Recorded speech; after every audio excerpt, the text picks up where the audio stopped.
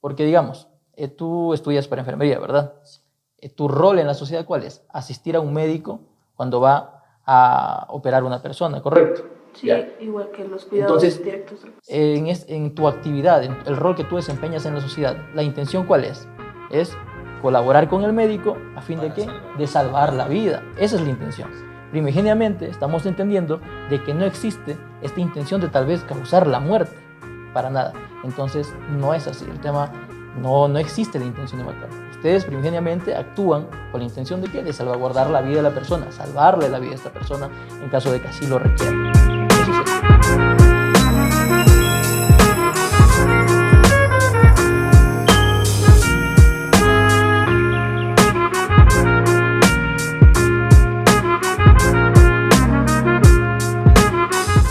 Comunidad estanforina, qué gusto. Nos encontramos en un nuevo capítulo de este tu espacio Derecho Estanforino. Hablemos en Derecho Estanforino. Para nosotros es un placer. El día de hoy vamos a tratar un tema en boga, consideramos desde el tema académico, no solamente práctico, sino incluso dogmático, desde dónde nace todo esto, a dónde queremos llegar con el tema de la mala práctica médica. Para mí es un placer el estar una vez más con ustedes y el día de hoy tenemos a más de un brillante joven abogado, una brillante persona, un amigo a quien considero, Denis Lema. Denis, te agradezco mucho que estés en este espacio con nosotros, tan solo para que podamos ir precisando un poco acerca de este tema académico. Estamos en compañía con uno de los señores estudiantes, también se va a presentar un ratito tan solo de esto. Pasaremos posterior a hacer un análisis tan solo de tu hoja de vida, del cual desde el día de hoy, desde este momento también, Denis, pues yo te felicito porque jóvenes abogados, sobre todo jóvenes abogados, son las que necesita esta república, este Ecuador tan mío como tuyo. Entonces agradecerte por eso. Tan solo Denis Lema es abogado de los tribunales de la República del Ecuador, es maestrante de Derecho Constitucional y Procesal Constitucional, tiene una preparación técnica en cursos de especialización en cuanto a teoría del derecho y filosofía del derecho. Tiene así también una especialización en epistemología y filosofía de la ciencia. Tiene un curso de especialización en contra del examen avanzado por la Universidad del Externado de Colombia. Curso de especialización en argumentación jurídica dictada por el profesor Manuel Atienza y un curso de especialización en técnicas de litigación dictado por el profesor César Nagasaki. Muy bien, gracias Denis por estar aquí con nosotros. Tan solo se va a presentar un ratito la señora estudiante y empezamos. Mi nombre es Alexandra Tuaquiza, soy estudiante del tercer semestre de la carrera de enfermería del Instituto Stanford. Bueno, para mí es un gusto estar aquí, ser partícipe de este espacio jurídico y bueno, vamos a empezar. Mi querido abogado, me gustaría saber dentro de lo legal, ¿qué considera usted una mala práctica médica? Ya, muy bien. Listo, previo a responder esa pregunta, Leo, muchas gracias por la invitación. Gracias a Derecho Estanforino por abrir estos espacios, porque siempre son buenos compartirlos desde la academia y, como no, pues hacerlo en este momento con ustedes que están estudiando esta noble carrera como lo es la enfermería. Y muy importante, claro, porque ustedes pues están ahí a la vanguardia de tratar y llevar vidas. Es muy importante. Bueno, ahora respecto de la pregunta, tú me dices, ¿qué se considera la mala práctica médica? Ya.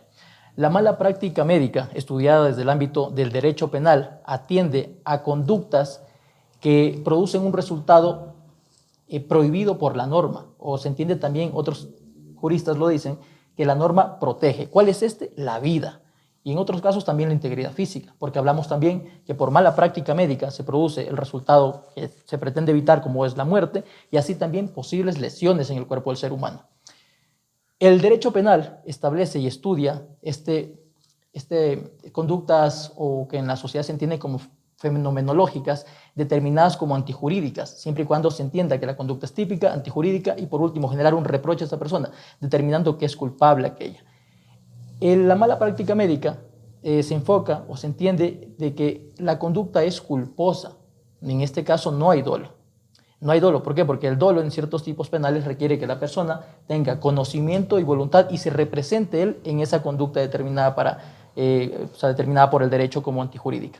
Pero la mala práctica médica, como digo, atiende al tema de la culpa. Esto es cuando la persona, cuando el profesional de la salud, cuando una enfermera que está haciendo su labor infringe el deber objetivo de cuidado. ¿Qué es el deber objetivo de cuidado? He ahí la importancia de estudiar. Por ejemplo, ustedes, en su caso, tienen manuales de comportamiento al momento de intervenir en alguna actividad médica, ¿correcto? Sí. Ya. Entonces, si usted infringe estas normas preestablecidas ya por la lex praxis, estamos ante una mala práctica médica. Así se entendería. Más allá de esto, Denis, incluso para que pueda, no sé, quedar un poco más claro capaz para los señores estudiantes, dependerá, así estemos hablando en un caso de mala práctica médica, dependerá de la intención entonces que yo tengo dentro de esa mala práctica médica para hacer un delito culposo o ser un delito doloso. En el caso, estoy en un proceso, realizando un proceso en lo que yo soy profesional, pero es una persona a la que yo sí le quiero causar un daño para que capaz se muera, ¿ya estaríamos ante una conducta dolosa o seguirá siendo una conducta culposa? A ver, el tema aquí hay que dejarlo claro. Claro, tú acabas de mencionar la intención y eso se estudia desde el finalismo. Esa escuela pues un poco ya dejada de lado de profesor Bessel. Pero bueno, el tema aquí es de que lo importante no se entiende, o sea, no iniciaría con una intención como tal. ¿Por qué? Porque, digamos, tú estudias para enfermería, ¿verdad? Tu rol en la sociedad, ¿cuál es? Asistir a un médico cuando va a operar a una persona, ¿correcto? Sí, Ya. igual que los cuidados Entonces, directos. en tu actividad, en el rol que tú desempeñas en la sociedad, ¿la intención cuál es? Es colaborar con el médico a fin de qué? De salvar la vida. Esa es la intención. Primigeniamente estamos entendiendo de que no existe esta intención de tal vez causar la muerte, para nada. Entonces no es así. El tema no existe la intención de matar. Ustedes primigeniamente actúan con la intención de qué? De salvaguardar la vida de la persona, salvarle la vida a esta persona en caso de que así lo requiera.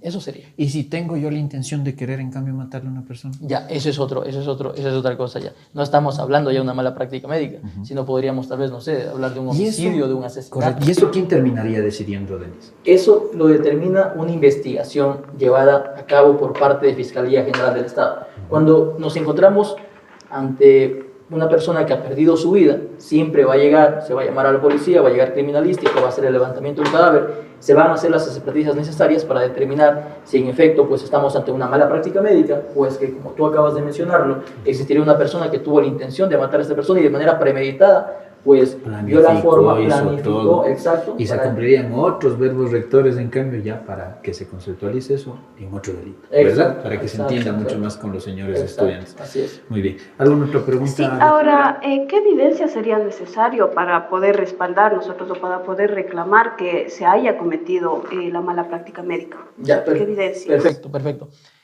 Justamente, Jordi, mi colega Jordi Molina, yo trabajo con él, hace unos 2 años atrás tuvimos un caso en la ciudad de Ambato por un caso de mala práctica médica. Nosotros defendíamos a la víctima. ¿Qué sucede? Les cuento el caso para entrar en contexto y luego les digo la diligencia que se llevó a cabo para terminar esto. Un niño de 4 años está en su casa, por allí haciendo unas travesuras, como por lo general hacemos cualquier persona cuando tenemos esa edad. Claro. Y lamentablemente eleva su mano hacia una olla que estaba hirviendo, agua dentro de ella, y se cae en su pierna, en su cadera, es llevado de urgencia al hospital y pues entra a ser tratado para poderle desinfectar. O sea, bueno, el tratamiento requerido para esta quemadura grave que él sufrió en su cadera, en su pierna y en su parte genital. Una vez que él sale de esta intervención, el médico cumplió con su labor, el médico que lo trató. Sucede que hay una enfermera que tiene la responsabilidad, después de haber salido de esta intervención, de proveerle de oxígeno al niño. Pero esta enfermera omite hacer o no cumple con su responsabilidad, infringe el deber objetivo de cuidado, no le da oxígeno al niño y posterior a aquello, el niño pues lamentablemente se queda en coma. Y hasta el día de hoy, lamentablemente, esta persona se encuentra así. ¿Qué hicimos nosotros para demostrar que efectivamente existe una infracción en cuanto al deber objetivo de cuidado? Solicitamos a Fiscalía, se nombre una terna de, en este caso, personas que ostentan este título de enfermeras y enfermeras o enfermeros, y ellos así nos mencionaron: miren, nosotros tenemos estos protocolos, debemos actuar de la siguiente manera. Nosotros estamos se entendería, con la veeduría del médico y debemos cumplir lo que él nos menciona. Y en este caso, yo como enfermero o enfermera, estas 3 personas mencionan así, lo que hubiera hecho es esto: apenas se me encargó la responsabilidad de este niño, llevarlo a un lugar y pues proveerle de oxígeno. Entonces, si con la terna, como les digo. Esa es la diligencia que se hace, una terna de estas personas que conocen este caso. Si comparamos lo que se debía haber hecho en comparación con lo que esta enfermera no hizo, ¿estamos o no estamos ante la infracción del deber objetivo de cuidado? Sí. ¿Verdad? Ya. Esa es la forma como se prueba como tal el tema de la infracción al deber objetivo de cuidado. Importante, sobre todo para que nuestros señores estudiantes capaz entiendan un poquito más acerca de todos estos procesos. Y Denis, en esto me gustaría que por favor desarrolles un poquito más para los señores estudiantes que entiendan. Al final de todo, nosotros debemos capaz comprender que todo esto está a cargo de alguien. Me gustaría que nos expliques ese alguien, quién debe realizar esta investigación, por qué tiene que realizar esta investigación, para que al final de todo se precautele también ese bien jurídico protegido que tú mencionabas, la vida, pero también la libertad de una persona. La presunción de inocencia. Exacto. Al final, entonces, llegaríamos o tendríamos como objetivo, como finalidad, entender que para poder llevarle a una persona a un proceso, tiene que cumplirse ciertas cosas. Todo esto dentro de qué, estimado Denis. Todo esto cumpliéndose bajo qué principios. Y sobre todo, Denis, si entendemos un poco, ¿no?, que Fiscalía General del Estado va a ser quien realice esta investigación, ¿cuál sería ese rol que entonces cumpliría el abogado, por ejemplo, de aquella persona que está siendo investigado dentro de esa causa? Ya, perfecto. Muy bien. Verán, en el 2014, cuando se expidió el Código Orgánico Integral Penal, el gremio de médicos, analizaron la redacción del tipo penal establecido en el 146, como es el homicidio culposo por mala práctica profesional, y solicitaron a la Corte Nacional se aclaren ciertos puntos, porque se entendía algo ambiguo este tipo penal. Porque en este tipo penal se encuentra el homicidio culposo por mala práctica médica simple y el agravado, por así decirlo, en donde en el primero la pena es de 1 a 3 años y en el otro de 3 a 5. Dentro de esto se describen ciertas particularidades que deben existir para entender que estamos ante un delito de mala práctica médica. Y esto es importante. Pongamos atención en este. 146, en su inciso tercero, sus numerales, se establece lo siguiente. El número 3. El resultado dañoso debe provenir directamente de la infracción del deber objetivo de cuidado y no de otras circunstancias independientes o conexas. Eso quiere decir que, como lo dijo Leo hace rato, hay una persona responsable de buscar la verdad. ¿Quién es? Fiscalía General del Estado. Y esto lo hace mediante la implementación de una investigación prolija, aplicando técnicas de investigación. Como lo dije anteriormente, solicitar que un especialista, solicitar que una terna analice el caso y nos diga si es que este resultado dañoso, este resultado muerte, es producto directamente de haber infringido el deber objetivo de cuidado. Pero si convergen en este caso circunstancias conexas o que no tienen que ver, o sea, que no están ligadas directamente a que una persona haya actuado observando cabalmente el tema del deber objetivo de cuidado, haciendo lo que debe hacer, pues ese resultado muerte no se le puede atribuir. ¿Sí? Esa es la forma en cómo se investiga aquello y Fiscalía es el responsable. Y eso, estimado Denis, es importante que los señores estudiantes conozcan, porque es ahí entonces donde entraría el verdadero estudio, el verdadero conocimiento que voy a tener para aplicarlo dentro de una determinada acción que tenga que ver con mi profesión y de esta manera, así llegar a suceder esto y en un proceso no se llegará a demostrar esa responsabilidad y no existiría ningún problema. Y creo que incluso eso fue lo que pasaba ya en el tema de los médicos en el momento en el que ellos consideraban que este delito, que esta redacción del delito ya era perjudicial. Pero se tenían que cumplir varias reglas, si queremos verlo, varios verbos dentro de esto para que se pueda entregar. Entonces me parece fabuloso que se pueda entender de esa manera, estimado Denis. Claro, permíteme acotar algo allí. Por ejemplo, hace unos días, por tu invitación, me puse a refrescar un poco de memoria y leía el tema de la causalidad, el causalismo, el finalismo, el funcionalismo, y se decía que la mala práctica médica dejaba de lado ya la causalidad pura y dura. ¿Qué es la causalidad pura y dura? Un paciente sale del quirófano, ya el médico hizo su trabajo y te lo encarga a ti. ¿Qué pasa? Que tú lo estás llevando, no sé, a algún lugar donde él pueda descansar, el paciente, y se muere en tus manos. Entonces, aquí hay un tema de causalidad. Está en tus manos, hay una persona muerta, tú eres responsable. Esa es la causalidad pura y dura. Pero ya con el pasar del tiempo, la doctrina, incluso ya está recogido en nuestro Código Orgánico Integral Penal, se elimina esa arbitrariedad, por así decir, de imputar directamente esta persona, en este caso serías tú. Como dijo Leo, y aquí hagamos un poco de lectura en cuanto al tipo penal, son 4 elementos que se deben reunir para entender que tú infringiste el deber objetivo de cuidado. O que existe la mala práctica médica, ¿verdad? Exacto, que existe la mala práctica médica. Porque claro, o sea, ¿qué es mala práctica médica? Infringir el deber objetivo de cuidado. ¿Cuáles son los 4 elementos? Primero, la mera producción del resultado no configura la infracción del deber objetivo de cuidado, lo que acaba de decir hace rato. O sea, el hecho de que existe una persona muerta no quiere decir que tú seas responsable. Segundo, la inobservancia de las leyes, reglamentos, ordenanzas, manuales, reglas técnicas o lex artis aplicables a la profesión. Entonces, como te decía anteriormente, ustedes que están estudiando, en este caso, enfermería, tienen sus manuales, tienen sus reglamentos, tienen estándares de cómo deben tratar a una persona. Pero si ustedes incumplen aquello conociendo, infringen el deber objetivo de cuidado. Y ahí sí serías responsable de esto de la mala práctica médica por la muerte de una persona, o tal vez por lesiones también. El tercero ya lo vimos hace rato, el tema de que el resultado dañoso debe ser directamente deveniente de la infracción al deber objetivo de cuidado y no de causas independientes o conexas. Y por último, se analiza en cada caso la diligencia, el grado de formación profesional, las condiciones objetivas, la previsibilidad y evitabilidad del hecho. ¿Por qué hizo esto el legislador? ¿Por qué pone estos parámetros a analizarse? ¿Por qué? Porque efectivamente, si no se lo hiciera de esta manera, se estaría criminalizando el ejercicio de la profesión. Correcto. Entonces, la ley es sabia. Y eso sí estaría mal. Claro. Ahí sí estaría mal porque no entenderíamos entonces que ya dentro de una actividad, incluso profesional como nosotros, los abogados, capaz un error no conlleva tener un resultado tan fuerte, podría ser sancionado de una manera, pero no capaz llevado al extremo que en el ejemplo, capaz tan solo de llevarlo a la practicidad. No por haber puesto mal un escrito significaría que yo tendría que ir a la cárcel. Y es ahí donde tal vez entraría también la proporcionalidad, Denis, ¿o no?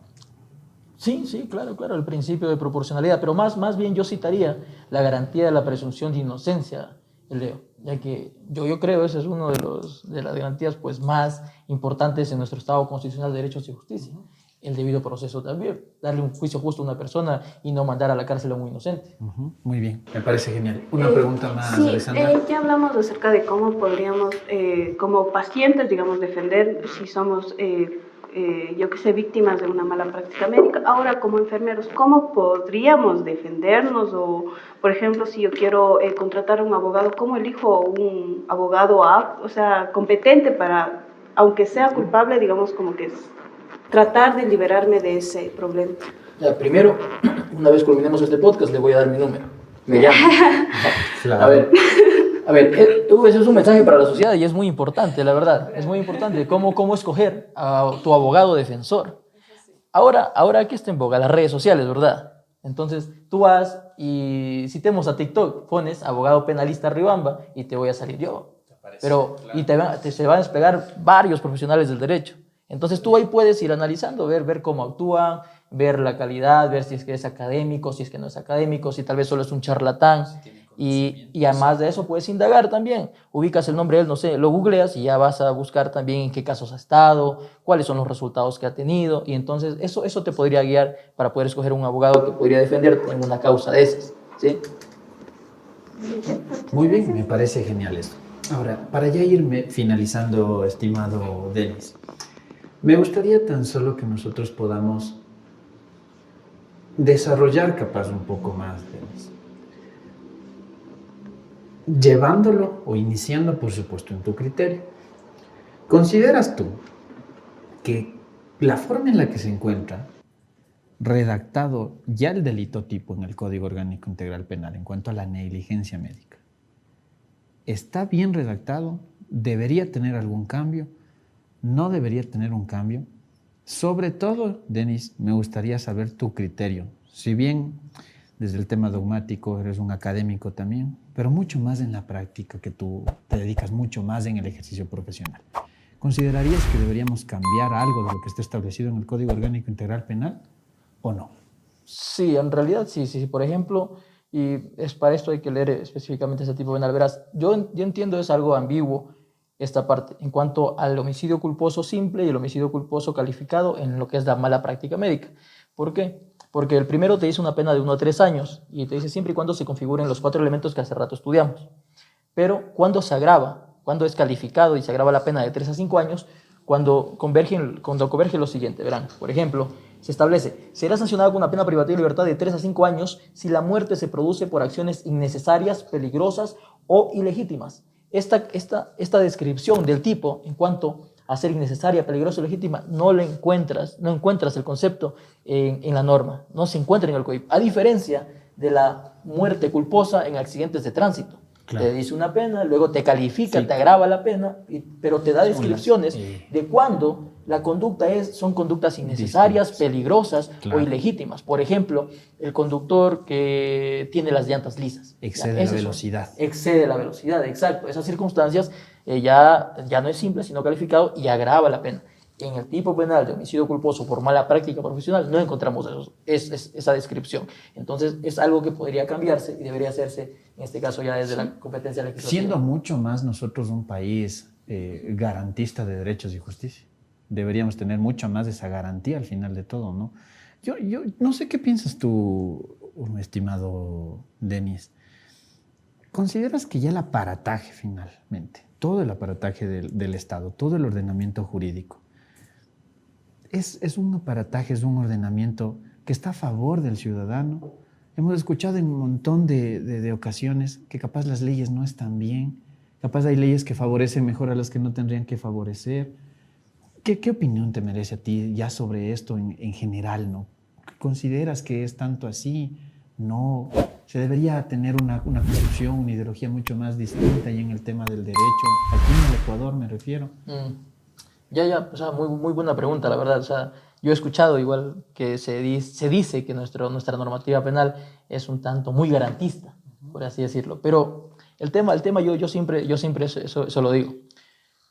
Ninguna persona está exenta de afrontar un proceso penal. Ninguna. Porque el hecho de que yo esté en un Estado constitucional de derechos y justicia quiere decir que al momento en el que, tal vez si a mí me llegan a procesar, quisiera ser tratado, que se respeten todas y cada una de esas garantías establecidas en la norma, establecidas en la Constitución. Y si nosotros a veces, decimos, no hay que respetar, ¿por qué se le da tantas garantías a esta persona? Debemos pensar que nosotros tal vez en algún momento podríamos estar en ese puesto, claro, en ese lugar. Así que si aplaudimos el hecho de que tal vez a una persona se le encierre sin tener elementos de convicción suficientes para aplicar una prisión preventiva, pueda que al día de mañana o no más tardar la persona que aplaude esté siendo procesada. ¿Por qué? Porque imagínense esto. Solo con el hecho de prestar el número de cuenta a una persona, solo por haber hecho eso tú, cuando alguien te dijo, oye, préstame por favor el número de cuenta, me van a depositar un dinero y yo no tengo la mía, préstame. Y tú dices, ya bueno, sí te la presto. Te depositan $5,000. Tú sacas esos $5,000 y se los das a esta persona.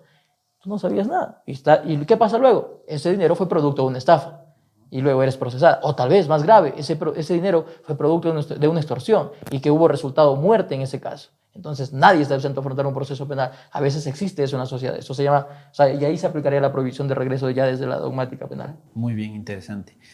Para ya finalizar, Denis, quisiéramos que les mandes un saludo, un mensaje final a los estudiantes, entendiendo sobre todo, estimado Denis, que estos procesos ya en el tema legal estamos apareciendo, verlo así, ya desde el tema de lo catedrático, de la docencia. Jóvenes profesionales que sabemos o entendemos, al igual que tú, que a través de las redes sociales también se puede hacer academia. Que a través de las redes sociales se puede llegar muchísimo más incluso a las personas. Y que sobre todo a través de las redes sociales uno puede aprender. ¿Qué les dirías a todos los jóvenes del Instituto Stanford? Claro, bueno, tratando ya el tema que hemos desarrollado el día de hoy, pues, ¿qué les puedo decir a ustedes? Estudien, prepárense, investiguen, porque un buen profesional no solo se queda con lo que te dan en el curso. Un buen profesional no se conforma con eso. Investiga, busca doctrina, busca, no sé, en el caso de ustedes sería, por ejemplo, casos un poco controversiales en la salud o algo así por el estilo. ¿Cómo mejorar profesionalmente? Ese sería el mensaje, uno. Y lo otro, claro, las redes sociales. Pues sí, yo soy claro ejemplo de aquello. Yo salí de mi universidad, yo soy una persona que, bueno, como les dije, no me gusta quedarme con lo que me enseñan, siempre indago, busco jurisprudencia, doctrina, y a mí me gusta el derecho penal. Y eso Y la mejor forma de aprender es enseñar. Entonces yo he utilizado las redes sociales para eso, para transmitir lo que aprendo, lo que indago, los casos que llevo. De cierta manera los hago públicos, pero guardando la respectiva reserva de mis clientes, ¿no es cierto? Entonces las redes sociales son muy buenas siempre y cuando se las utilice de buena manera. De una manera correcta. Estimada Alexandra, ya en la parte final.